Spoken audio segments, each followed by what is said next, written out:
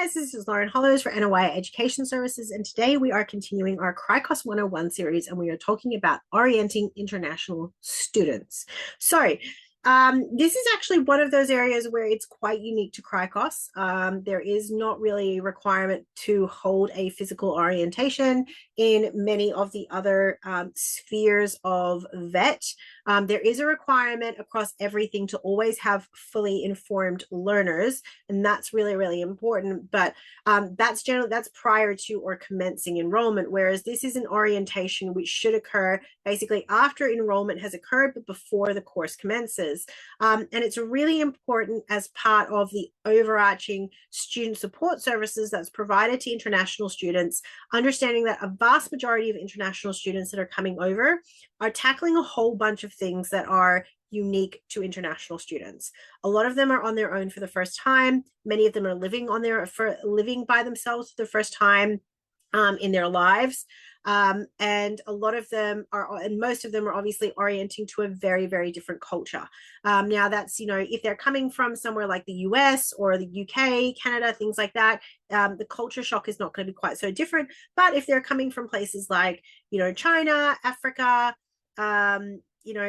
Asia, Latin America, the general culture shock can be quite different. And then when you layer in the fact that you've also, as I said, you've got a lot of students that for the very first time in their lives are living on their own, it's just a massive amount of culture shocks to learn how to have to deal with.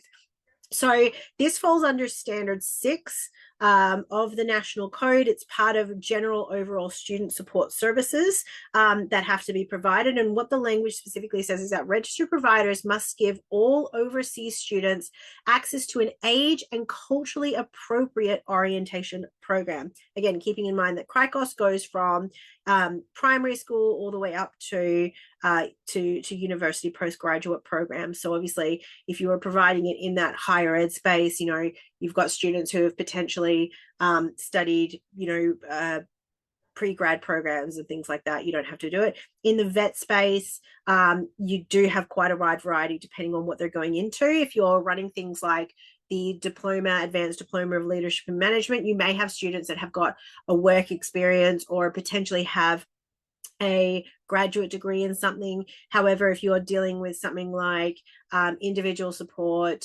early childhood education services, commercial cookery, some of those more trades-based qualifications, you can be dealing with people who, really this is their first post tertiary education studies, that sort of thing. So this includes making the program available to late arrivals or overseas students who begin at different entry points. So it's always recommended that you have a range of people that are available to be able to run these programs at any point in time.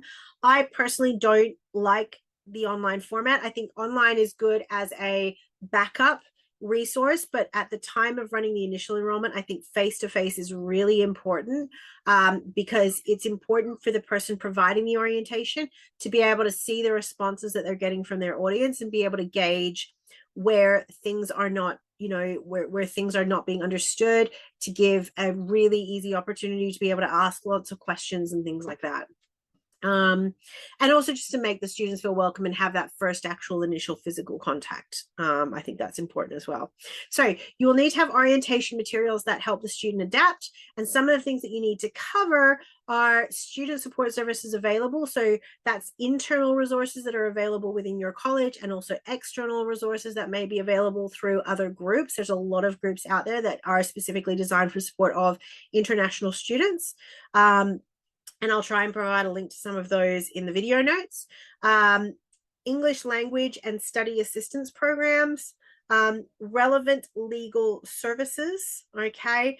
With those relevant legal services, I also always recommend putting information in there about legal services that the students can access in relationship to accommodation as well, because accommodation is just one of those areas that has been rorted over the years. So it's really important. Emergency and healthcare services. So if you're not feeling well, how do you find a doctor? If you're really unwell, how do you access the hospital system? In the US, it's 911. Here in Australia, it's 000. In different countries, it has different phone numbers. So, how do they actually go about accessing that, and keeping in mind that, accessing it from mobile services as well is also really important. The registered providers facilities, so where they're going to be undertaking their studies, what physical campus facilities they have available and where they go and find that, and what resources they have there. So, do you have kitchen facilities available? Do you have a breakout area? Do you have a library? All of these sorts of things. Do you have a computer lab? Where, how do they access all of that? Complaints and appeals processes. So this is obviously standard 6 of the RTO standards, but it's just one of those things that, you just constantly need to be reinforcing with students. If they've got a question about something at any point, how do they go about accessing that information? The requirements for course attendance and course progress. Okay, this is going to be probably 2 separate videos, because it is one of the biggest and most important parts of Cricos, is how we manage student progression. And students need to understand they need to submit their assignments on time. They need to progress through their course. They need to attend every single one of their classes. They have a legal requirement to be able to attend under the regulations, and if they don't attend and they don't progress through their course, it does have an impact, and it can result in them losing their visas. Okay, and that's not the decision of the RTO. That is what the RTO's obligation is, to have a program in place that ensures that the student, because it's all part of making sure that our students are genuine temporary entrants, that they have a genuine interest in the program, and that they are genuinely interested in completing their program of study. Okay, it's one of the most challenging components of running an international college, is making sure that your students are aware from day dot, on every level, that they have to attend their class, they've got to progress through their class, they've got to submit their assignments on time, and that there are penalties when that does not occur. Okay. Support services available, if they do have circumstances that are affecting them. So, I always refer to it as a critical incident policy, what they need to do in that particular circumstance, who they can access, how they can go about it, and then general information on employment. So things like what are their employment rights, understanding what fair work is, understanding how they can access fair work, understanding that they can only work so many hours per week, understanding that in Australia we have minimum rates of pay. All of these sorts of things are really, really important for students to understand. It's a lot of information to provide to students, and so we always recommend that we do have that face-to-face session to run it with the students, and then following on from that, we then go into providing a lot of follow-up resources on, if you want more information about this, you can go here. Everything is generally in a student information guide that might be available on their student portal if they're in something like Accelerate. But, then they can also go and contact student support services, or they can talk to their trainer. And so, follow up the orientation, have them sign off what they've done on the orientation, but then provide them with those additional resources, because a lot of learners, when they do go out and get a job, they can then go back and refer to that information. When they are going and getting their accommodation set up or renegotiating a lease for the first time in Australia, they've got additional information that they can follow up on that. So I will put a bunch of additional supporting resources that I think are really handy below in the links. It's always worthwhile making sure that information is contextualized to your state as well.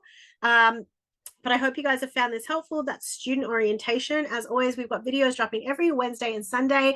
Please smash the like button. If you do want to support us, make sure you're subscribed. Make sure you hit the notifications button so you never miss an Anna Wire video. If you do want to continue to support us, we do have membership options. But please just comment and tell us if you find this content helpful. That way we can make sure we keep lots of it coming out to you. Thank you so much, guys. My name is Lauren Hollows for Anna Wire Education Services.